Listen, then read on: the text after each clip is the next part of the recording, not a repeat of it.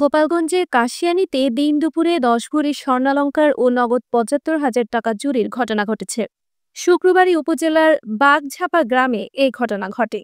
ভুক্তভোগী বাড়ির মালিক ওমর ফারুক জানায়, সকালে পরিবারের সকলকে নিয়ে বড় মেয়ের শ্বশুর বাড়িতে গিয়ে বিকেলে ফিরে এসে দেখে ঘরের কেচি, গেট ও দরজার তালা কাটা। ভেতরে গিয়ে দেখা যায় ছোট মেয়ের গচ্ছিত রাখা ১০ ভরি স্বর্ণালংকার ও নগদ ৭৫,০০০ টাকা সহ অন্যান্য গুরুত্বপূর্ণ মালামাল নিয়ে যাওয়া হয়েছে।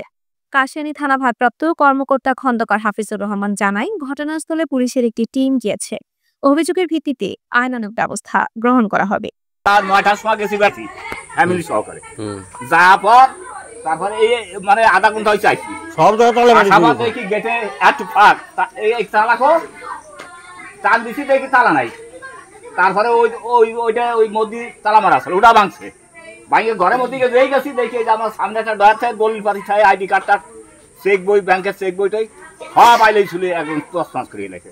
তারপরে গেছি যে আমার মায়ের সোনা থাকে, আমি বানাই দিয়েছিলাম ২ মায়ের ১০ ভরি। ওর শাশুড়ি জামাই চাকরি করে ঢাকা, সেই ছোট জামাইটা সব ওর সোনা দানা ওই একটা বাক্সের মধ্যে এক ল্যাব তসকে তলে ঠুয়ে দিছে। এরকম একটা ইসের মধ্যে আসে হয়েছিল, সে সব ধরে নিয়ে চলে গেছে। তারপর ওটা নিয়ে এই ফাঁসে রাখছে, এই ফাঁসের বাক্স আর একটা, সেটাও ভেঙেছে, সেটাও আর এক মাস দিনই দুপুরে চুরি করে নিয়ে পরিচিত লোক নিয়েছে।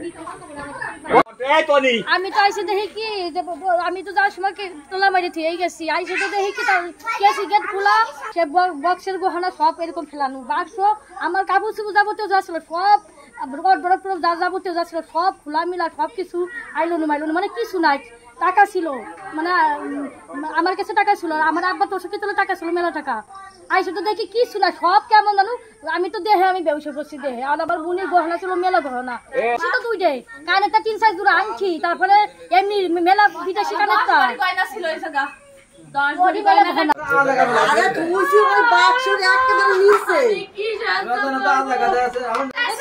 আমার বাপে আমার যদি মাত্র বোন আমাকে ভালো কারো সই ভালো লাগে না, বুঝছেন?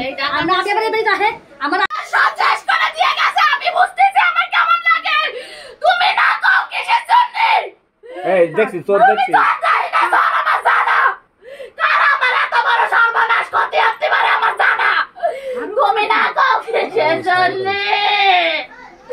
আরে বিলা করতে মানুষ আইছে আমার ডাকাতি করতে, বুঝি না আমি বাঙ্গাই না আমি।